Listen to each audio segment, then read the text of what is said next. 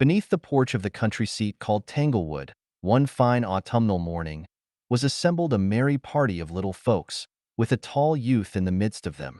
They had planned a nutting expedition and were impatiently waiting for the mists to roll up the hill slopes and for the sun to pour the warmth of the Indian summer over the fields and pastures and into the nooks of the many-colored woods. There was a prospect of as fine a day as ever gladdened the aspect of this beautiful and comfortable world. As yet, however, the morning mist filled up the whole length and breadth of the valley, above which, on a gently sloping eminence, the mansion stood. This body of white vapor extended to within less than 100 yards of the house.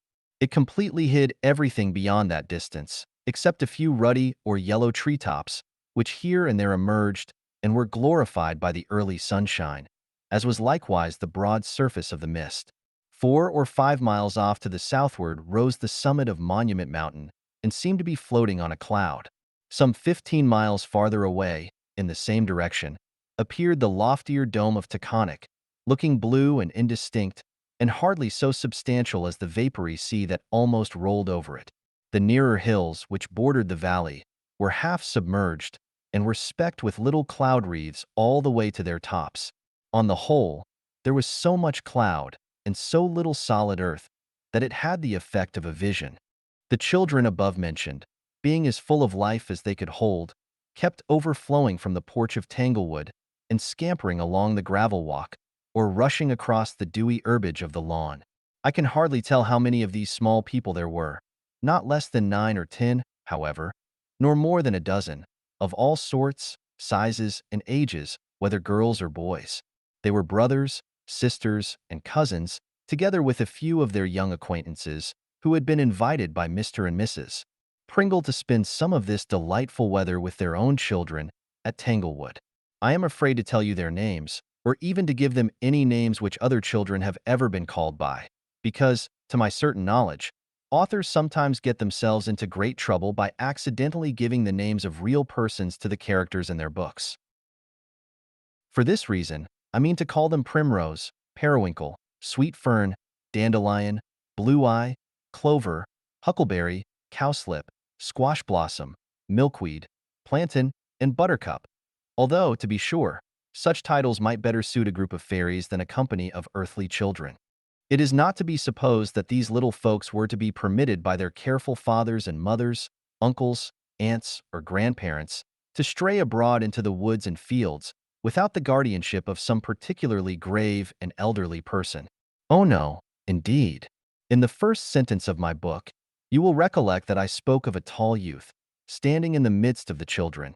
His name, and I shall let you know his real name, because he considers it a great honor to have told the stories that are here to be printed, his name was Eustace Bright. He was a student at Williams College, and had reached, I think, at this period, the venerable age of 18 years, so that he felt quite like a grandfather towards Periwinkle, Dandelion, Huckleberry, Squash Blossom, Milkweed, and the rest, who were only half or a third as venerable as he. A trouble in his eyesight, such as many students think it necessary to have, nowadays, in order to prove their diligence at their books, had kept him from college a week or two after the beginning of the term. But, for my part, I have seldom met with a pair of eyes that looked as if they could see farther or better than those of Eustace Bright. This learned student was slender and rather pale, as all Yankee students are, but yet of a healthy aspect, and as light and active as if he had wings to his shoes. By the by, being much addicted to wading through streamlets and across meadows, he had put on cowhide boots for the expedition. He wore a linen blouse, a cloth cap, and a pair of green spectacles, which he had assumed, probably, less for the preservation of his eyes than for the dignity that they imparted to his countenance. In either case, however, he might as well have let them alone, for Huckleberry, a mischievous little elf, crept behind Eustace as he sat on the steps of the porch, snatched the spectacles from his nose, and clapped them on her own. And as the student forgot to take them back, they fell off into the grass and lay there till the next spring. Now, Eustace Bright, you must know, had won great fame among the children as a narrator of wonderful stories. And though he sometimes pretended to be annoyed when they teased him for more, and always for more, yet I really doubt whether he liked anything quite so well as to tell them. You might have seen his eyes twinkle, therefore, when Clover, Sweet Fern, Cowslip, Buttercup, and most of their playmates besought him to relate one of his stories, while they were waiting for the mist to clear up. "Yes, Cousin Eustace," said Primrose, who was a bright girl of 12, with laughing eyes and a nose that turned up a little. "The morning is certainly the best time for the stories with which you so often tire out our patience. We shall be in less danger of hurting your feelings by falling asleep at the most interesting points, as little Cowslip and I did last night." "Naughty Primrose," cried Cowslip, a child of 6 years old. "I did not fall asleep, and I only shut my eyes so as to see a picture of what Cousin Eustace was telling about. His stories are good to hear at night, because we can dream about them asleep, and good in the morning, too, because then we can dream about them awake. So I hope he will tell us one this very minute." "Thank you, my little Cowslip," said Eustace. "Certainly you shall have the best story I can think of, if it were only for defending me so well from that naughty Primrose. But, children, I have already told you so many fairy tales that I doubt whether there is a single one which you have not heard at least twice over. I am afraid you will fall asleep in reality if I repeat any of them again." "No, no, no," cried Blue Eye, Periwinkle, Plantain, and half a dozen others. "We like a story all the better for having heard it 2 or 3 tunes before."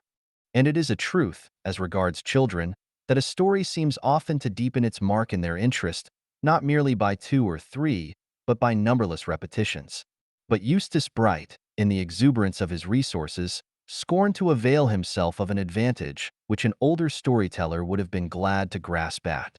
"It would be a great pity," said he, "if a man of my learning, to say nothing of original fancy, could not find a new story every day, year in and year out, for children such as you. I will tell you one of the nursery tales that were made for the amusement of our great old grandmother, the Earth, when she was a child in frock and pinafore. There are 100 such, and it is a wonder to me that they have not long ago been put into picture books for little girls and boys. But, instead of that, old gray-bearded grandsires pore over them, in musty volumes of Greek, and puzzle themselves with trying to find out when, and how, and for what they were made." "Well, well, well, well, Cousin Eustace," cried all the children at once. "Talk no more about your stories, but begin." "Sit down, then, every soul of you," said Eustace Bright, "and be all as still as so many mice. At the slightest interruption, whether from great, naughty Primrose, little Dandelion, or any other, I shall bite the story short off between my teeth and swallow the untold part. But, in the first place, do any of you know what a Gorgon is?" "I do," said Primrose. "Then hold your tongue," rejoined Eustace, who had rather she would have known nothing about the matter. "Hold all your tongues, and I shall tell you a sweet pretty story of a Gorgon's head." And so he did, as you may begin to read on the next page. Working up his sophomorical erudition with a good deal of tact, and incurring great obligations to Professor Anthon, he, nevertheless, disregarded all classical authorities, whenever the vagrant audacity of his imagination impelled him to do so. The Gorgon's head. Perseus was the son of Danaë, who was the daughter of a king. And when Perseus was a very little boy, some wicked people put his mother and himself into a chest and set them afloat upon the sea. The wind blew freshly and drove the chest away from the shore, and the uneasy billows tossed it up and down, while Danaë clasped her child closely to her bosom and dreaded that some big wave would dash its foamy crest over them both. The chest sailed on, however, and neither sank nor was upset, until, when night was coming, it floated so near an island that it got entangled in a fisherman's nets and was drawn out high and dry upon the sand. The island was called Seriphus, and it was reigned over by King Polydectes, who happened to be the fisherman's brother.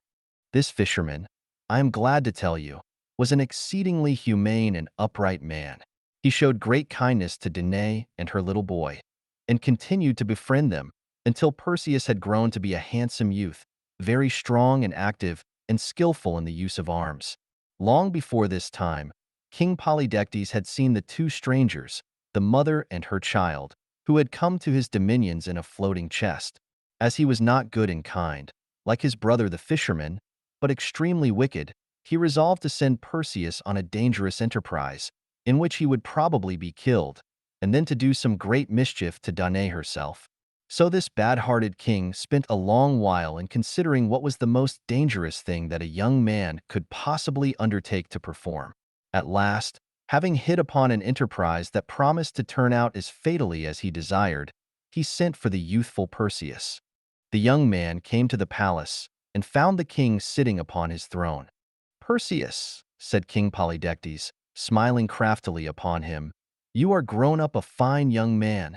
You and your good mother have received a great deal of kindness from myself, as well as from my worthy brother the fisherman, and I suppose you would not be sorry to repay some of it." "Please your majesty," answered Perseus, "I would willingly risk my life to do so."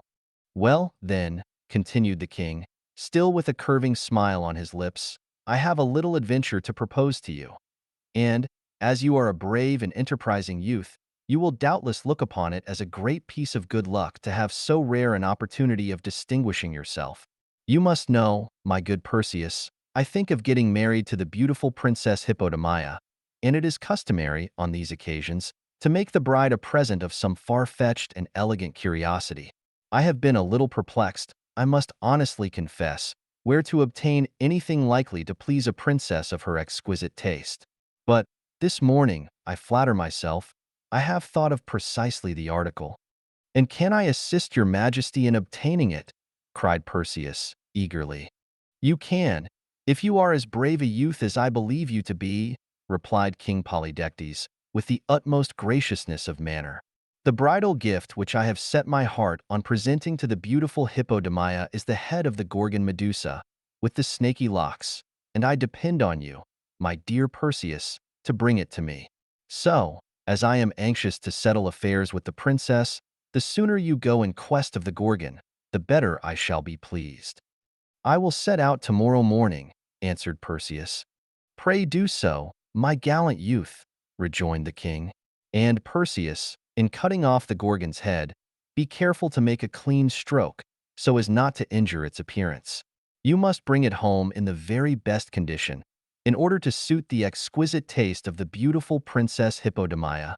Perseus left the palace, but was scarcely out of hearing before Polydectes burst into a laugh, being greatly amused, wicked king that he was, to find how readily the young man fell into the snare. The news quickly spread abroad that Perseus had undertaken to cut off the head of Medusa with the snaky locks. Everybody was rejoiced, for most of the inhabitants of the island were as wicked as the king himself, and would have liked nothing better than to see some enormous mischief happen to Danaë and her son. The only good man in this unfortunate island of Seriphus appears to have been the fisherman. As Perseus walked along, therefore, the people pointed after him, and made mouths, and winked to one another, and ridiculed him as loudly as they dared. "Ho, ho!" cried they. "Medusa's snakes will sting him soundly." Now, there were 3 Gorgons alive at that period, and they were the most strange and terrible monsters that had ever been since the world was made, or that have been seen in after days, or that are likely to be seen in all time to come. I hardly know what sort of creature or hobgoblin to call them. They were 3 sisters, and seemed to have borne some distant resemblance to women, but were really a very frightful and mischievous species of dragon.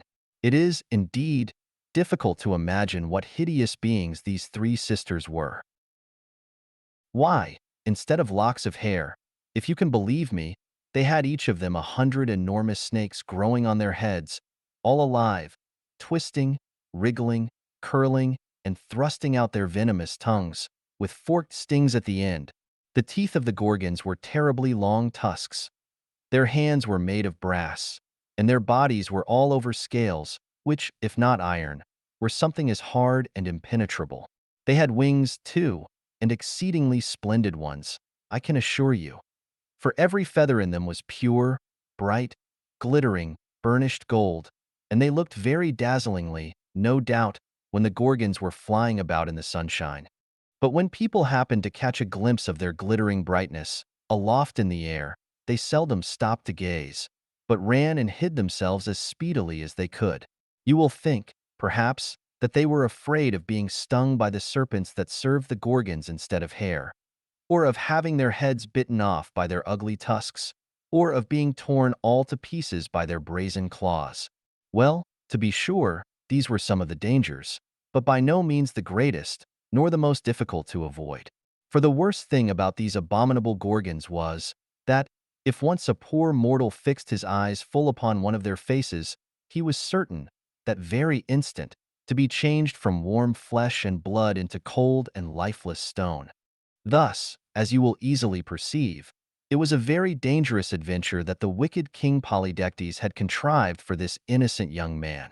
Perseus himself, when he had thought over the matter, could not help seeing that he had very little chance of coming safely through it, and that he was far more likely to become a stone image than to bring back the head of Medusa with the snaky locks. For, not to speak of other difficulties, there was one which it would have puzzled an older man than Perseus to get over. Not only must he fight with and slay this golden-winged, iron-scaled, long-tusked, brazen-clawed, snaky-haired monster, but he must do it with his eyes shut, or, at least, without so much as a glance at the enemy with whom he was contending. Else, while his arm was lifted to strike, he would stiffen into stone, and stand with that uplifted arm for centuries, until time, and the wind and weather, should crumble him quite away. This would be a very sad thing to befall a young male who wanted to perform a great many brave deeds, and to enjoy a great deal of happiness in this bright and beautiful world. So disconsolate did these thoughts make him, that Perseus could not bear to tell his another what he had undertaken to do. He therefore took his shield, girded on his sword, and crossed over from the island to the mainland, where he sat down in a solitary place, and hardly refrained from shedding tears. But, while he was in this sorrowful mood, he heard a voice close beside him. "Perseus," said the voice, "why are you sad?" He lifted his head from his hands, in which he had hidden it, and, behold, all alone as Perseus had supposed himself to be, there was a stranger in the solitary place. It was a brisk, intelligent, and remarkably shrewd-looking young man, with a cloak over his shoulders, an odd sort of cap on his head, a strangely twisted staff in his hand, and a short and very crooked sword hanging by his side. He was exceedingly light and active in his figure, like a person much accustomed to gymnastic exercises and well able to leap or run. Above all, the stranger had such a cheerful, knowing, and helpful aspect, though it was certainly a little mischievous, into the bargain, that Perseus could not help feeling his spirits grow livelier as he gazed at him. Besides, being really a courageous youth, he felt greatly ashamed that anybody should have found him with tears in his eyes, like a timid little schoolboy, when, after all, there might be no occasion for despair. So Perseus wiped his eyes, and answered the stranger pretty briskly, putting on as brave a look as he could. "I am not so very sad," said he, "only thoughtful about an adventure that I have undertaken." "Oh ho!" answered the stranger. "Well, tell me all about it, and possibly I may be of service to you. I have helped a good many young men through adventures that looked difficult enough beforehand. Perhaps you may have heard of me. I have more names than one, but the name of Quicksilver suits me as well as any other. Tell me what your trouble is, and we will talk the matter over and see what can be done." The stranger's words and manner put Perseus into quite a different mood from his former one. He resolved to tell Quicksilver all his difficulties, since he could not easily be worse off than he already was, and, very possibly, his new friend might give him some advice that would turn out well in the end. So he let the stranger know, in few words, precisely what the case was. How that King Polydectes wanted the head of Medusa with the snaky locks as a bridal gift for the beautiful Princess Hippodamia, and how that he had undertaken to get it for him, but was afraid of being turned into stone. "And that would be a great pity," said Quicksilver, with his mischievous smile. "You would make a very handsome marble statue, it is true, and it would be a considerable number of centuries before you crumbled away. But, on the whole, one would rather be a young man for a few years than a stone image for a great many." "Oh, far rather!" exclaimed Perseus, with the tears again standing in his eyes. "And besides, what would my dear mother do if her beloved son were turned into a stone? Well, well, let us hope that the affair will not turn out so very badly," replied Quicksilver in an encouraging tone. "I am the very person to help you, if anybody can. My sister and myself will do our utmost to bring you safe through the adventure, ugly as it now looks." "Your sister?" repeated Perseus. "Yes, my sister," said the stranger. "She is very wise, I promise you. And as for myself, I generally have all my wits about me, such as they are. If you show yourself bold and cautious, and follow our advice, you need not fear being a stone image yet a while. But, first of all, you must polish your shield, till you can see your face in it as distinctly as in a mirror." This seemed to Perseus rather an odd beginning of the adventure, for he thought it of far more consequence that the shield should be strong enough to defend him from the Gorgon's brazen claws, than that it should be bright enough to show him the reflection of his face. However, concluding that Quicksilver knew better than himself, he immediately set to work and scrubbed the shield with so much diligence and goodwill that it very quickly shone like the moon at harvest time. Quicksilver looked at it with a smile and nodded his approbation. Then, taking off his own short and crooked sword, he girded it about Perseus, instead of the one which he had before worn. "No sword but mine will answer your purpose," observed he. "The blade has a most excellent temper, and will cut through iron and brass as easily as through the slenderest twig. And now we will set out. The next thing is to find the 3 gray women, who will tell us where to find the nymphs." "The 3 gray women!" cried Perseus, to whom this seemed only a new difficulty in the path of his adventure. "Pray, who may the 3 gray women be? I never heard of them before." "They are 3 very strange old ladies," said Quicksilver, laughing. "They have but one eye among them, and only one tooth. Moreover, you must find them out by starlight, or in the dusk of the evening, for they never show themselves by the light either of the sun or moon." "But," said Perseus, "why should I waste my time with these 3 gray women? Would it not be better to set out at once in search of the terrible Gorgons?" "No, no," answered his friend. "There are other things to be done before you can find your way to the Gorgons. There is nothing for it but to hunt up these old ladies, and when we meet with them, you may be sure that the Gorgons are not a great way off. Come, let us be stirring."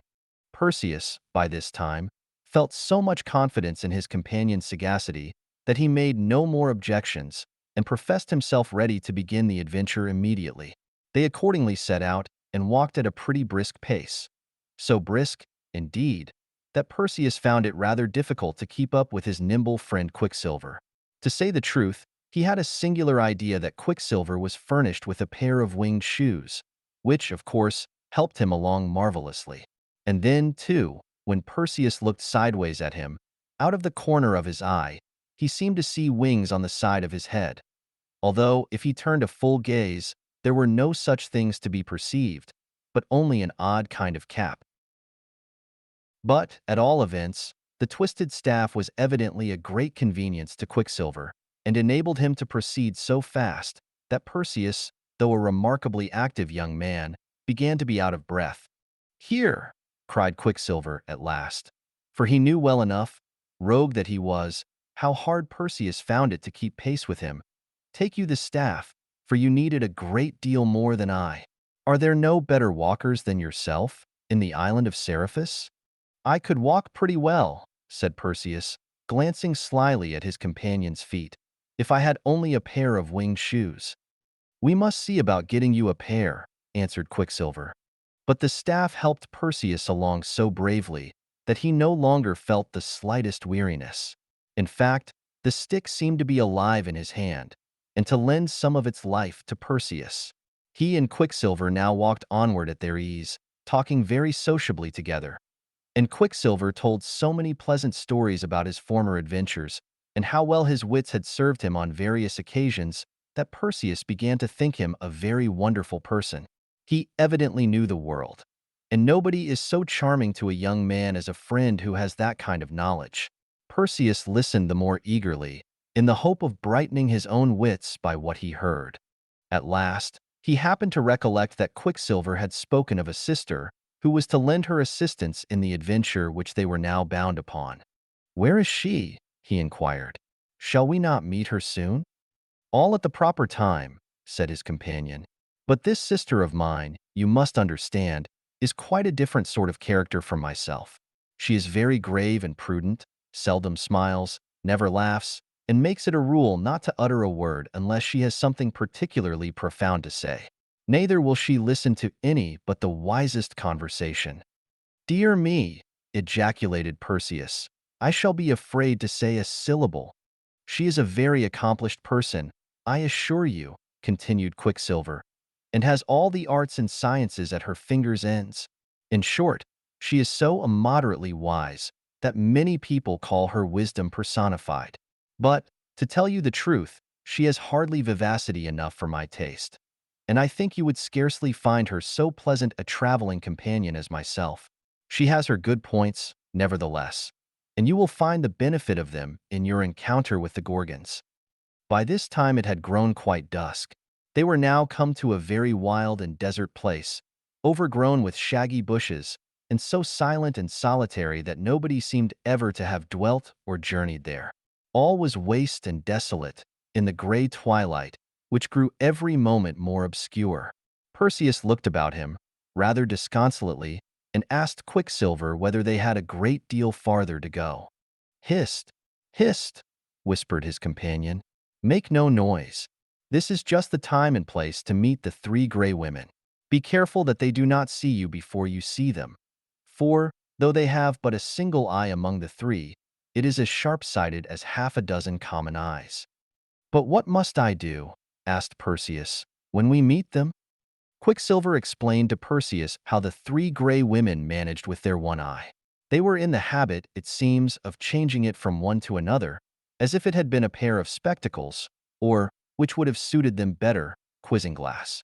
When one of the three had kept the eye a certain time, she took it out of the socket and passed it to one of her sisters, whose turn it might happen to be, and who immediately clapped it into her own head, and enjoyed a peep at the visible world. Thus it will easily be understood that only one of the three gray women could see, while the other two were in utter darkness. And moreover, at the instant when the eye was passing from hand to hand, neither of the poor old ladies was able to see a wink. I have heard of a great many strange things in my day, and have witnessed not a few, but none, it seems to me, that can compare with the oddity of these three gray women, all peeping through a single eye. So thought Perseus, likewise, and was so astonished that he almost fancied his companion was joking with him, and that there were no such old women in the world. You will soon find whether I tell the truth or no, observed Quicksilver. Hark! Hush! Hist! Hist! There they come now. Perseus looked earnestly through the dusk of the evening, and there, sure enough, at no great distance off, he descried the three gray women. The light being so faint, he could not well make out what sort of figures they were. Only he discovered that they had long gray hair, and as they came nearer, he saw that two of them had but the empty socket of an eye in the middle of their foreheads. But in the middle of the third sister's forehead, there was a very large, bright, and piercing eye, which sparkled like a great diamond in a ring. And so penetrating did it seem to be, that Perseus could not help thinking it must possess the gift of seeing in the darkest midnight just as perfectly as at noonday. The sight of three persons' eyes was melted and collected into that single one. Thus the three old dames got along about as comfortably, upon the whole, as if they could all see at once. She who chanced to have the eye in her forehead led the other two by the hands, peeping sharply about her, all the while, insomuch that Perseus dreaded lest she should see right through the thick clump of bushes behind which he and Quicksilver had hidden themselves. My stars! It was positively terrible to be within reach of so very sharp an eye. But, before they reached the clump of bushes, one of the three gray women spoke. Sister, Sister Scarecrow, cried she, you have had the eye long enough. It is my turn now. Let me keep it a moment longer, Sister Nightmare, answered Scarecrow. I thought I had a glimpse of something behind that thick bush. Well, and what of that? Retorted Nightmare, peevishly. Can't I see into a thick bush as easily as yourself? The eye is mine as well as yours, and I know the use of it as well as you, or maybe a little better. I insist upon taking a peep immediately. But here the third sister, whose name was Shakejoint, began to complain, and said that it was her turn to have the eye, and that Scarecrow and Nightmare wanted to keep it all to themselves. To end the dispute, old Dame Scarecrow took the eye out of her forehead and held it forth in her hand. "Take it, one of you," cried she, "and quit this foolish quarreling. For my part, I shall be glad of a little thick darkness. Take it quickly, however, or I must clap it into my own head again." Accordingly, both Nightmare and Shakejoint stretched out their hands, groping eagerly to snatch the eye out of the hand of Scarecrow. But, being both alike blind, they could not easily find where Scarecrow's hand was, and Scarecrow, being now just as much in the dark as Shakejoint and Nightmare, could not at once meet either of their hands in order to put the eye into it. Thus, as you will see, with half an eye, my wise little auditors, these good old dames had fallen into a strange perplexity. For, though the eye shone and glistened like a star, as Scarecrow held it out, yet the Graeae women caught not the least glimpse of its light, and were all three in utter darkness, from too impatient a desire to see. Quicksilver was so much tickled at beholding Shakejoint and Nightmare both groping for the eye, and each finding fault with Scarecrow and one another, that he could scarcely help laughing aloud. "Now is your time," he whispered to Perseus. "Quick, quick, before they can clap the eye into either of their heads. Rush out upon the old ladies and snatch it from Scarecrow's hand." In an instant, while the three Graeae women were still scolding each other, Perseus leaped front behind the clump of bushes and made himself master of the prize. The marvelous eye, as he held it in his hand, shone very brightly and seemed to look up into his face with a knowing air and an expression as if it would have winked, had it been provided with a pair of eyelids for that purpose. But the Graeae women knew nothing of what had happened, and, each supposing that one of her sisters was in possession of the eye, they began their quarrel anew. At last, as Perseus did not wish to put these respectable dames to greater inconvenience than was really necessary, he thought it right to explain the matter. "My good ladies," said he, "pray do not be angry with one another. If anybody is in fault, it is myself, for I have the honor to hold your very brilliant and excellent eye in my own hand." You have our eye. And who are you?" screamed the three Graeae women, all in a breath. For they were terribly frightened, of course, at hearing a strange voice and discovering that their eyesight had got into the hands of they could not guess whom. "Oh, what shall we do, sisters? What shall we do? We are all in the dark. Give us our eye. Give us our one, precious, solitary eye. You have two of your own, give us our eye." "Tell them," whispered Quicksilver to Perseus, "that they shall have back the eye as soon as they direct you where to find the nymphs who have the flying slippers, the magic wallet, and the helmet of darkness." "My dear, good, admirable old ladies," said Perseus, addressing the Graeae women, "there is no occasion for putting yourselves into such a fright. I am by no means a bad young man. You shall have back your eye, safe and sound, and as bright as ever, the moment you tell me where to find the nymphs." "The nymphs? Goodness me! Sisters, what nymphs does he mean?" screamed Scarecrow. "There are a great many nymphs, people say. Some that go a-hunting in the woods, and some that live inside of trees, and some that have a comfortable home in fountains of water. We know nothing at all about them. We are three unfortunate old souls that go wandering about in the dusk and never had but one eye amongst us, and that one you have stolen away. Oh, give it back, good stranger. Whoever you are, give it back." All this while the three Graeae women were groping with their outstretched hands and trying their utmost to get hold of Perseus. But he took good care to keep out of their reach. "My respectable dames," said he, for his mother had taught him always to use the greatest civility, "I hold your eye fast in my hand, and shall keep it safely for you, until you please to tell me where to find these nymphs. The nymphs, I mean, who keep the enchanted wallet, the flying slippers, and the what is it? The helmet of invisibility." "Mercy on us, sisters! What is the young man talking about?" exclaimed Scarecrow, Nightmare, and Shakejoint, one to another, with great appearance of astonishment. "A pair of flying slippers," quoth he. "His heels would quickly fly higher than his head, if he were silly enough to put them on. And a helmet of invisibility. How could a helmet make him invisible, unless it were big enough for him to hide under it. And an enchanted wallet. What sort of a contrivance may that be, I wonder? No, no, good stranger.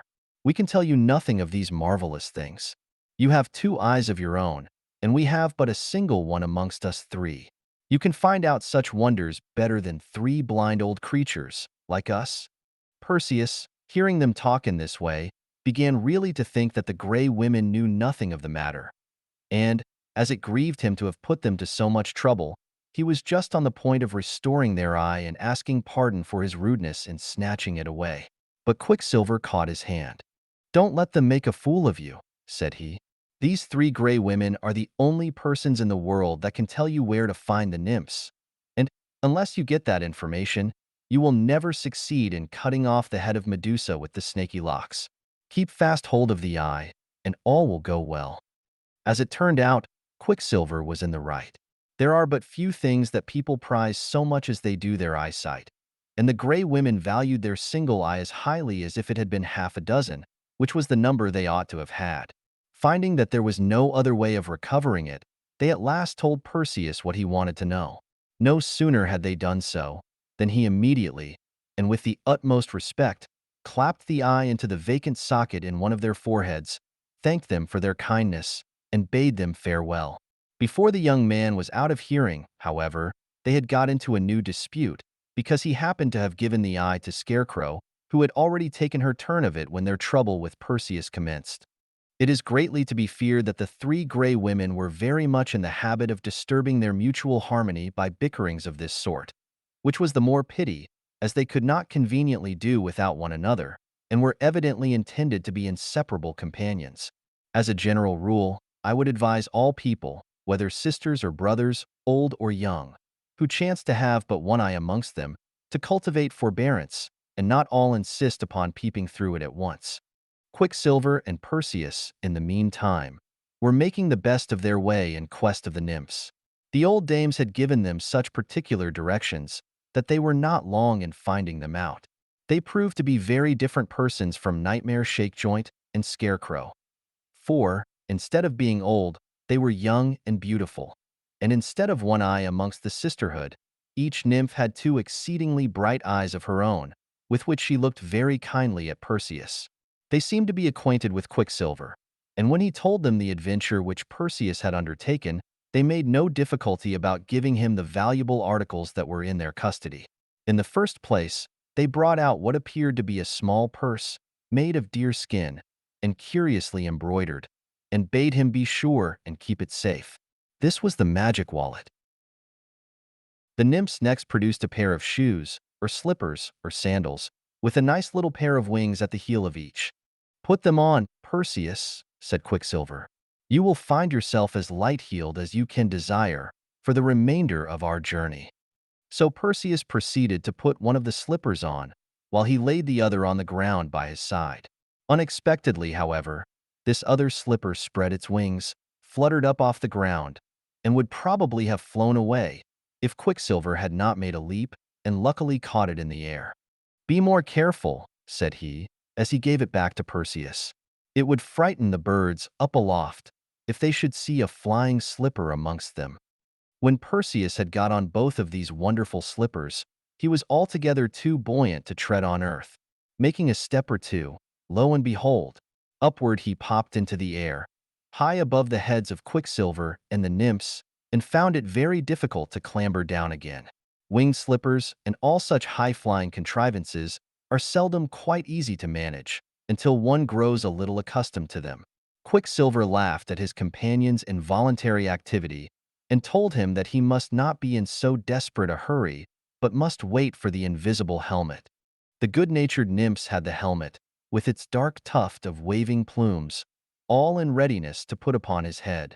And now there happened about as wonderful an incident as anything that I have yet told you. The instant before the helmet was put on, there stood Perseus, a beautiful young man, with golden ringlets and rosy cheeks, the crooked sword by his side, and the brightly polished shield upon his arm, a figure that seemed all made up of courage, sprightliness, and glorious light. But when the helmet had descended over his white brow, there was no longer any Perseus to be seen. Nothing but empty air. Even the helmet that covered him with its invisibility had vanished. "Where are you, Perseus?" asked Quicksilver. "Why, here, to be sure," answered Perseus very quietly, although his voice seemed to come out of the transparent atmosphere. "Just where I was a moment ago. Don't you see me?" "No, indeed," answered his friend. "You are hidden under the helmet. But if I cannot see you, neither can the Gorgons. Follow me, therefore, and we will try your dexterity in using the winged slippers." With these words, Quicksilver's cap spread its wings, as if his head were about to fly away from his shoulders. But his whole figure rose lightly into the air, and Perseus followed. By the time they had ascended a few hundred feet, the young man began to feel what a delightful thing it was to leave the dull earth so far beneath him, and to be able to flit about like a bird. It was now deep night. Perseus looked upward and saw the round, bright, silvery moon, and thought that he should desire nothing better than to soar up thither and spend his life there. Then he looked downward again and saw the earth, with its seas and lakes, and the silver courses of its rivers, and its snowy mountain peaks, and the breadth of its fields, and the dark cluster of its woods, and its cities of white marble. And with the moonshine sleeping over the whole scene, it was as beautiful as the moon or any star could be. And, among other objects, he saw the island of Seriplius, where his dear mother was. Sometimes he and Quicksilver approached a cloud that, at a distance, looked as if it were made of fleecy silver, although when they plunged into it, they found themselves chilled and moistened with gray mist. So swift was their flight, however, that, in an instant, they emerged from the cloud into the moonlight again. Once, a high-soaring eagle flew right against the invisible Perseus. The bravest sights were the meteors that gleamed suddenly out, as if a bonfire had been kindled in the sky, and made the moonshine pale for as much as 100 miles around them.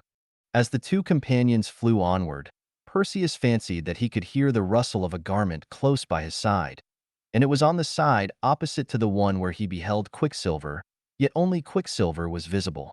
"Whose garment is this?" inquired Perseus. "That keeps rustling close beside me in the breeze?" "Oh, it is my sister's," answered Quicksilver. "She is coming along with us, as I told you she would. We could do nothing without the help of my sister. You have no idea how wise she is. She has such eyes, too. Why, she can see you, at this moment, just as distinctly as if you were not invisible, and I'll venture to say she will be the first to discover the Gorgons."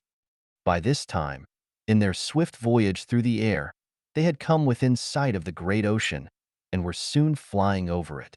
Far beneath them, the waves tossed themselves tumultuously in mid-sea, or rolled a white surf line upon the long beaches, or foamed against the rocky cliffs with a roar that was thunderous in the lower world. Although it became a gentle murmur, like the voice of a baby half asleep, before it reached the ears of Perseus. Just then a voice spoke in the air close by him. It seemed to be a woman's voice and was melodious, though not exactly what might be called sweet, but grave and mild. "Perseus," said the voice, "there are the Gorgons." "Where?" exclaimed Perseus. "I cannot see them." "On the shore of that island beneath you," replied the voice. "A pebble, dropped from your hand, would strike in the midst of them." "I told you she would be the first to discover them," said Quicksilver to Perseus. "And there they are." Straight downward, 2 or 3 thousand feet below him, Perseus perceived a small island, with the sea breaking into white foam all around its rocky shore, except on one side, where there was a beach of snowy sand. He descended towards it, and, looking earnestly at a cluster or heap of brightness, at the foot of a precipice of black rocks, behold, there were the terrible Gorgons. They lay fast asleep, soothed by the thunder of the sea. For it required a tumult that would have deafened everybody else to lull such fierce creatures into slumber. The moonlight glistened on their steely scales and on their golden wings, which drooped idly over the sand. Their brazen claws, horrible to look at, were thrust out and clutched the wave-beaten fragments of rock, while the sleeping Gorgons dreamed of tearing some poor mortal all to pieces. The snakes that served them instead of hair seemed likewise to be asleep.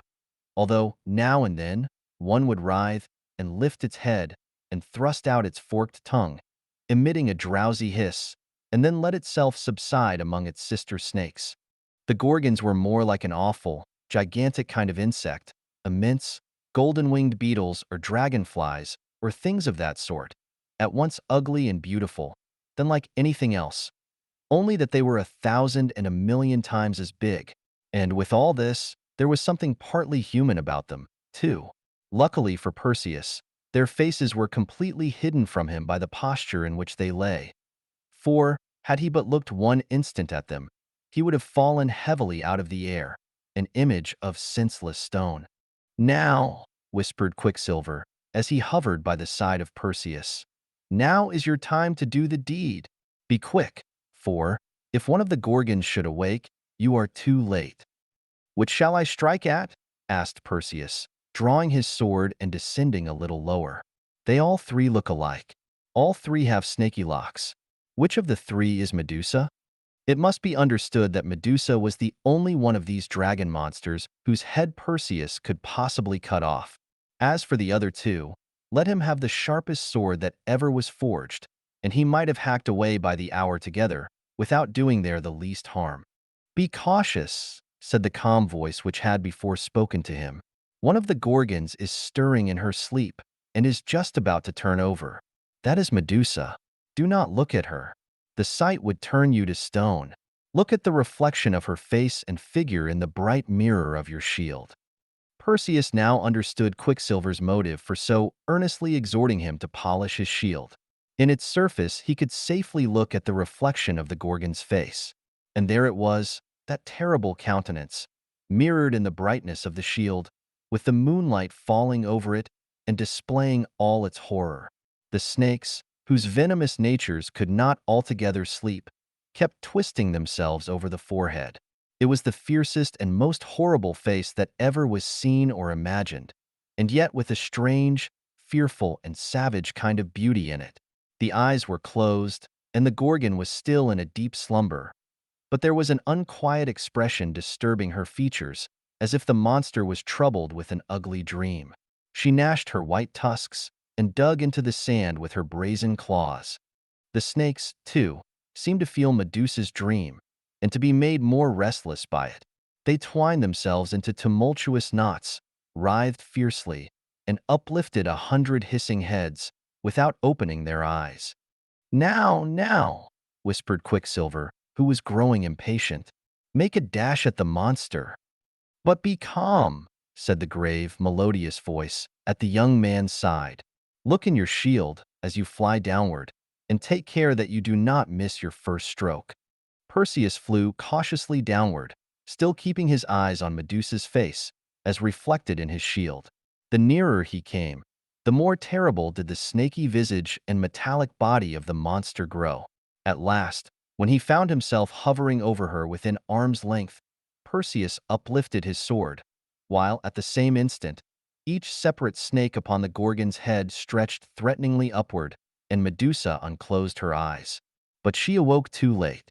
The sword was sharp, the stroke fell like a lightning flash, and the head of the wicked Medusa tumbled from her body. Admirably done, cried Quicksilver.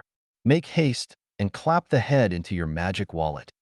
To the astonishment of Perseus, the small, embroidered wallet, which he had hung about his neck, and which had hitherto been no bigger than a purse, grew all at once large enough to contain Medusa's head. As quick as thought, he snatched it up, with the snakes still writhing upon it, and thrust it in. Your task is done, said the calm voice. Now fly, for the other Gorgons will do their utmost to take vengeance for Medusa's death.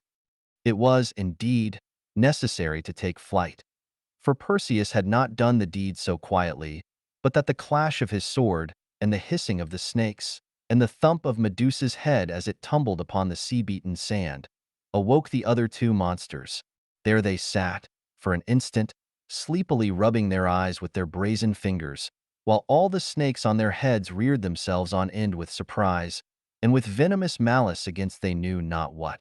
But when the Gorgons saw the scaly carcass of Medusa, headless, and her golden wings all ruffled, and half spread out on the sand, It was really awful to hear what yells and screeches they set up.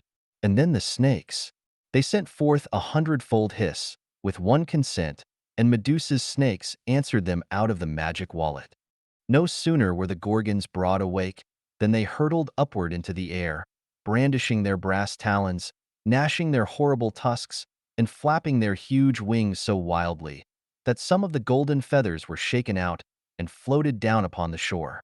And there, perhaps, those very feathers he scattered, till this day. Up rose the Gorgons, as I tell you, staring horribly about, in hopes of turning somebody to stone. Had Perseus looked them in the face, or had he fallen into their clutches, his poor mother would never have kissed her boy again. But he took good care to turn his eyes another way, and as he wore the helmet of invisibility, the Gorgons knew not in what direction to follow him. Nor did he fail to make the best use of the winged slippers by soaring upward a perpendicular mile or so. At that height, when the screams of those abominable creatures sounded faintly beneath him, he made a straight course for the island of Seriphus in order to carry Medusa's head to King Polydectes.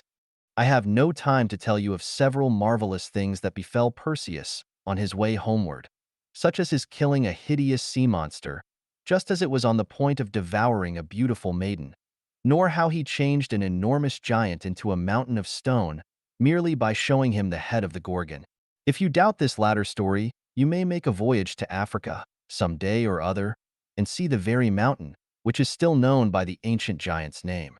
Finally, our brave Perseus arrived at the island, where he expected to see his dear mother. But during his absence, the wicked king had treated Danaë so very ill that she was compelled to make her escape, and had taken refuge in a temple where some good old priests were extremely kind to her. These praiseworthy priests, and the kind-hearted fishermen, who had first shown hospitality to Danaë and little Perseus when he found them afloat in the chest, seemed to have been the only persons on the island who cared about doing right. All the rest of the people, as well as King Polydectes himself, were remarkably ill-behaved, and deserved no better destiny than that which was now to happen. Not finding his mother at home, Perseus went straight to the palace and was immediately ushered into the presence of the king. Polydectes was by no means rejoiced to see him, for he had felt almost certain, in his own evil mind, that the Gorgons would have torn the poor young man to pieces and have eaten him up out of the way. However, seeing him safely returned, he put the best face he could upon the matter and asked Perseus how he had succeeded. "Have you performed your promise?" inquired he. "Have you brought me the head of Medusa with the snaky locks? If not, young man, it will cost you dear.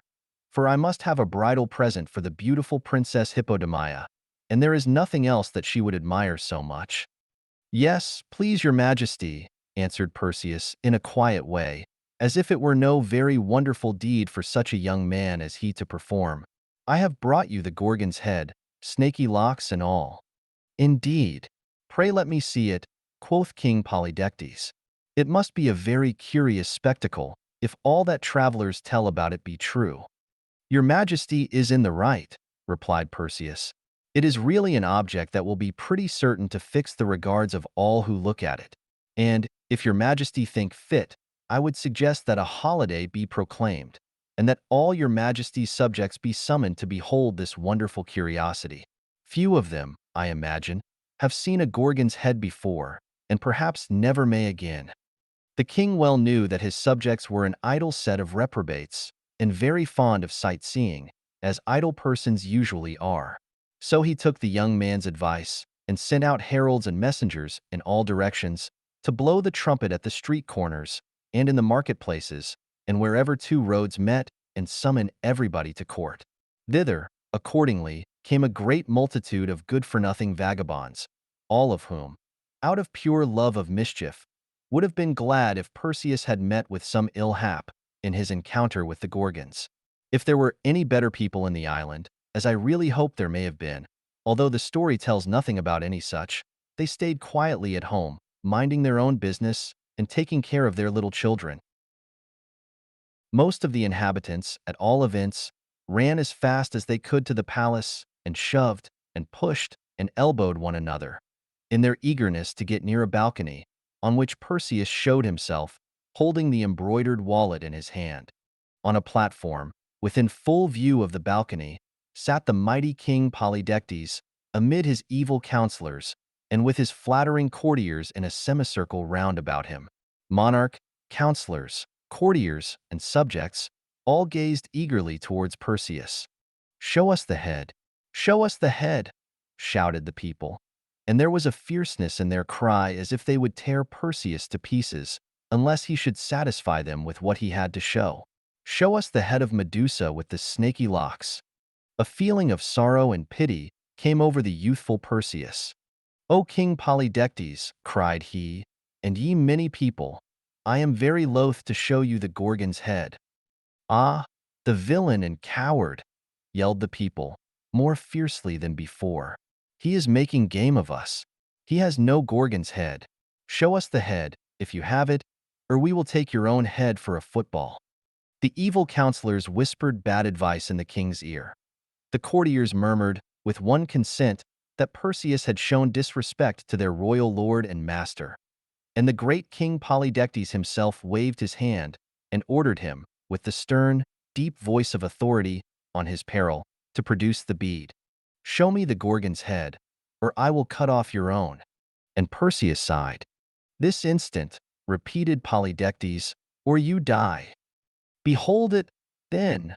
cried Perseus, in a voice like the blast of a trumpet. And, suddenly holding up the head, not an eyelid had time to wink before the wicked King Polydectes, his evil counselors, and all his fierce subjects were no longer anything but the mere images of a monarch and his people. They were all fixed, forever, in the look and attitude of that moment. At the first glimpse of the terrible head of Medusa, they whitened into marble, and Perseus thrust the head back into his wallet and went to tell his dear mother that she need no longer be afraid of the wicked King Polydectes. Tanglewood porch. After the story. "Is not that a very fine story?" asked Eustace. "Oh, yes, yes," cried Cowslip, clapping her hands. "And those funny old women, with only one eye amongst them. I never heard of anything so strange." "As to their one tooth, which they shifted about," observed Primrose, "there was nothing so very wonderful in that. I suppose it was a false tooth. But think of your turning Mercury into Quicksilver, talking about his sister. You are too ridiculous." "And was she not his sister?" asked Eustace Bright. "If I had thought of it sooner, I would have described her as a maiden lady who kept a pet owl." "Well, at any rate," said Primrose, "your story seems to have driven away the mist." And indeed, while the tale was going forward, the vapors had been quite exhaled from the landscape. A scene was now disclosed which the spectators might almost fancy as having been created since they had last looked in the direction where it lay. About half a mile distant, in the lap of the valley, now appeared a beautiful lake, which reflected a perfect image of its own wooded banks and of the summits of the more distant hills. It gleamed in glassy tranquility, without the trace of a winged breeze on any part of its bosom.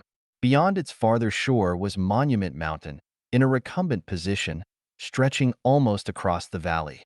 Eustace Bright compared it to a huge, headless sphinx wrapped in a Persian shawl. And indeed, so rich and diversified was the autumnal foliage of its woods, that the simile of the shawl was by no means too high-colored for the reality. In the lower ground, between Tanglewood and the lake, the clumps of trees and borders of woodland were chiefly golden-leaved or dusky brown, as having suffered more from frost than the foliage on the hillsides. Over all this scene there was a genial sunshine, intermingled with a slight haze, which made it unspeakably soft and tender. Oh, what a day of Indian summer was it going to be! The children snatched their baskets and set forth, with hop, skip, and jump, and all sorts of frisks and gambols, while Cousin Eustace proved his fitness to preside over the party by outdoing all their antics and performing several new capers, which none of them could ever hope to imitate. Behind went a good old dog, whose name was Ben. He was one of the most respectable and kind-hearted of quadrupeds, and probably felt it to be his duty not to trust the children away from their parents without some better guardian than this feather-brained Eustace Bright.